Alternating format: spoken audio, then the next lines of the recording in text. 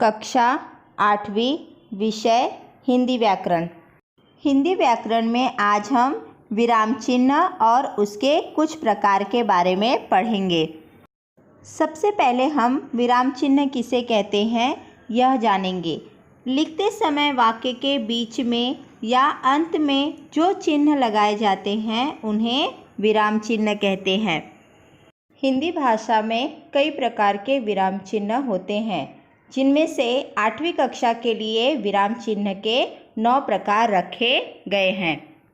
8वीं कक्षा में जो विराम चिन्ह हम पढ़ने वाले हैं वे इस प्रकार हैं: पूर्ण विराम, अल्प विराम, प्रश्नवाचक चिन्ह, विस्मयादिबोधक चिन्ह, योजक चिन्ह, निर्देशक चिन्ह, इकहरा अवतरण चिन्ह, दोहरा अवतरण चिन्ह और अर्धविराम। अब हम अपना पहला प्रकार पूर्ण विराम के बारे में पढ़ेंगे। जहाँ सरल वाक्य पूर्ण होता है, अर्थात जहाँ पर सरल वाक्य पूरा होता है, वहाँ पूर्ण विराम चिन्ह का प्रयोग होता है। बच्चों, सरल वाक्य किसे कहते हैं? सरल वाक्य जिसमें एक उद्देश्य और एक विधेय होता है उसे सरल वाक्य कहते हैं। उद्देश्य जिसे इंग्लिश में सब्जेक्ट और विधेय जिसे इंग्लिश में प्रीडिकेट कहते हैं। बच्चों, हम उद्देश्य किसे कहते हैं यह जानेंगे। जिसके बारे में वाक्य कहा जाता है उसे उद्देश्य कहते हैं। और विधेय किसे कहते हैं? उद्देश्य के बारे में जो बात कही जाती है उसे विधेय कहते हैं। तो बच्चों, जब सरल वाक्य आए तो उसके अंत में हम पूर्ण विराम चिन्ह का प्रयोग करेंगे। जैसे हम खाना खा रहे हैं, यहाँ पर जब वाक्य पूरा हुआ तो अंत में पूर्ण विराम चिन्ह का प्रयोग किया गया है। अब हम पूर्ण विराम का दूसरा उदाहरण देखते हैं। आसमान में बिजली चमक रही है। यहाँ पर भी बच्चों जब वाक्य पूरा हुआ तब अंत में पूर्ण विराम चिन्ह का प्रयोग किया गया है। दूसरा प्रकार है अल्प विराम। बच्चों, अल्प का अर्थ होता है थोड़ा, विराम का अर्थ होता है रुकना, अर्थात जहाँ पर थोड़ा रुकना हो। तो अल्प विराम चिन्ह का प्रयोग कहाँ पर होता है? जिस वाक्य में हमें थोड़ा रुकना होता है या किसी व्यक्ति या वस्तु को दूसरे से अलग दिखाना होता है, वहाँ हम अल्प विराम चिन्ह का प्रयोग करते हैं। जैसे पिताजी मेरे लिए चॉकलेट, आइसक्रीम और खिलौने लाए। यहाँ पर चॉकलेट और आइसक्रीम के बीच में अल्प विराम चिन्ह का प्रयोग किया गया है। दूसरा उदाहरण है, अरे देखो रंग बिरंगी तितली। हाँ, बहुत सुंदर है। यहाँ पर हाँ के बगल में अल्प विराम चिन्ह का प्रयोग किया गया है।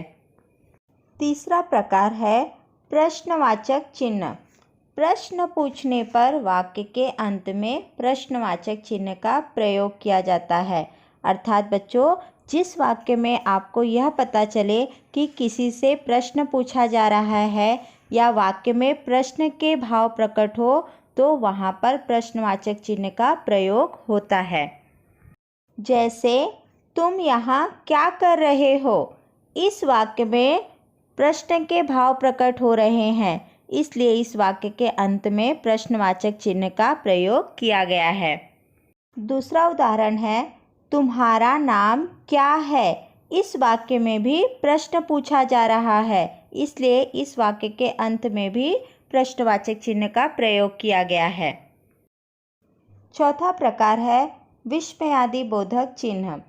बात करते समय कभी कभी आनंद अर्थात खुशी, घृणा अर्थात नफरत, दुख, क्रोध अर्थात गुस्सा या आश्चर्य, आश्चर्य का अर्थ होता है चकित होना, के भाव प्रकट होते हैं, वहाँ विस्मयादिबोधक चिन्ह का प्रयोग होता है।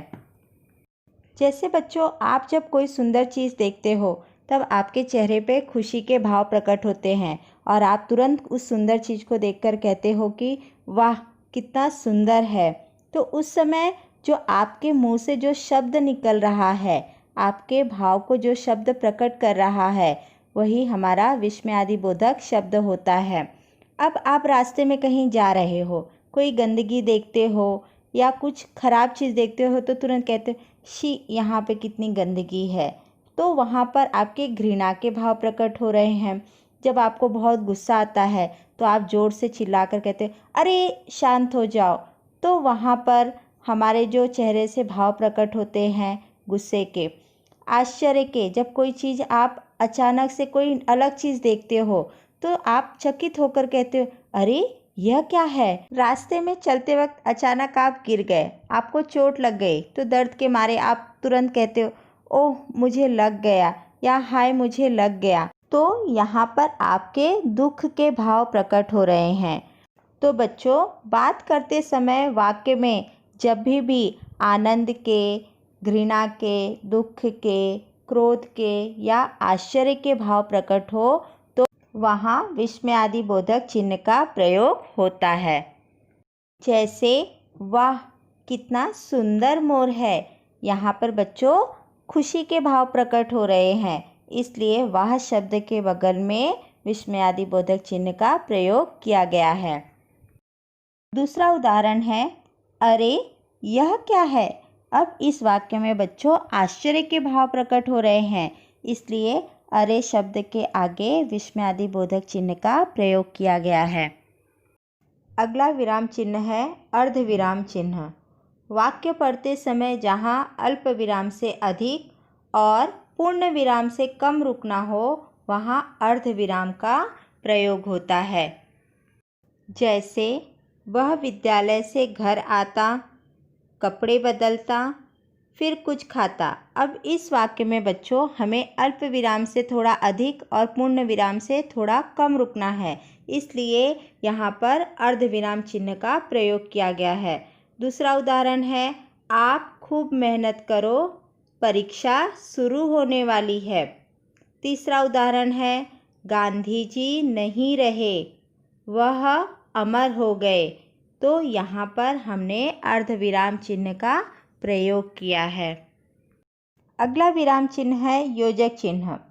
योजक चिन्ह का प्रयोग शब्द युग्मों के बीच में, शब्द को दोहराने की स्थिति में, अर्थात बच्चों जब कोई शब्द दोबारा आया हो तो वहाँ पर इस चिन्ह का प्रयोग करते हैं, और सा सी से के पूर्व किया जाता है, अर्थात जिन शब्दों के बाद में सा सी से आया हो वहाँ पर शब्द युग्म का प्रयोग किया जाता है।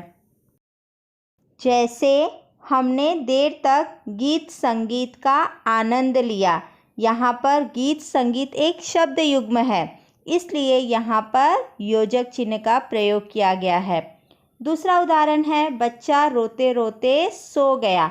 अब रोते रोते शब्द 2 बार रिपीट हुआ है, इसलिए इन दोनों के बीच में योजक चिन्ह का प्रयोग किया गया है। तीसरा उदाहरण है कर्ण से दानी पुरुषों की आवश्यकता है। अब बच्चों जहाँ पर सा सी से का प्रयोग तुलना के लिए किया गया हो वहाँ पर हम लोग योजक चिन्ह का प्रयोग करते हैं। जैसे दानी पुरुषों की तुलना कर्ण से की गई है, इसलिए यहाँ पर कर्ण से के बीच में योजक चिन्ह का प्रयोग किया गया है। अगला विराम चिन्ह है निर्देशक चिन्ह। यह योजक चिन्ह से बड़ा होता है। इस चिन्ह का प्रयोग शीर्षक के आगे, शीर्षक जिसे इंग्लिश में टाइटल कहते हैं, उदाहरण के आगे अर्थात एग्जाम्पल्स के आगे, विचार या भाव को विशिष्ट रूप से व्यक्त करने के लिए किया जाता है। जैसे नेताजी ने कहा था तुम मुझे खून दो मैं तुम्हें आज़ादी दूंगा। यह नेताजी के कथन है, इसलिए यहाँ पर निर्देशक चिन्ह का प्रयोग किया गया है। दूसरा उदाहरण है जैसे आम, अनार, संतरा, केला। मैंने अपनी परिभाषा में लिखा है उदाहरण के आगे, अर्थात कोई भी आप जब एग्जाम्पल्स लिखते हो तो वहाँ पर निर्देशक चिन्ह का प्रयोग किया जाता है, इसलिए दूसरे उदाहरण में जैसे के आगे निर्देशक चिन्ह का प्रयोग किया गया है। अगला विराम चिन्ह है इकहरा अवतरण चिन्ह। यह चिन्ह किसी विशेष शब्द, किसी के उपनाम, लेख या कविता के शीर्षक, ग्रंथ या पुस्तक के नाम आदि के लिए लगाया जाता है। जैसे बच्चों आप किसी वाक्य में अगर किसी शब्द को विशेषता आप बताना चाहते हैं तो वहाँ पर उस शब्द के लिए हम इकहरा अवतरण चिन्ह का उपयोग कर सकते हैं। किसी भी लेखक या कवि के उपनाम के यहाँ पर इकहरा अवतरण चिन्ह का उपयोग किया जाता है।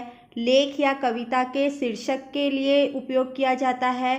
किसी भी ग्रंथ या पुस्तक के नाम के लिए इकहरा अवतरण चिन्ह का उपयोग किया जाता है।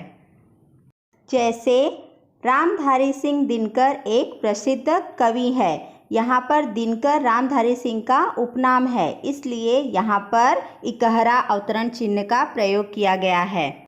दूसरा उदाहरण है, रामायण हिंदुओं का प्राचीन ग्रंथ है। यहाँ पर बच्चों रामायण एक ग्रंथ का नाम है, इसलिए यहाँ पर इकहरा अवतरण चिन्ह का प्रयोग किया गया है।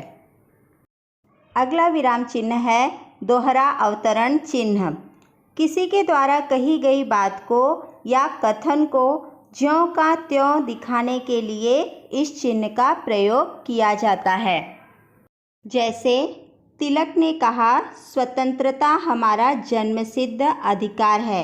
यहाँ पर तिलक जी द्वारा कही गई बात को ज्यों का त्यों लिखने के लिए हमने दोहरा अवतरण चिन्ह का उपयोग किया है।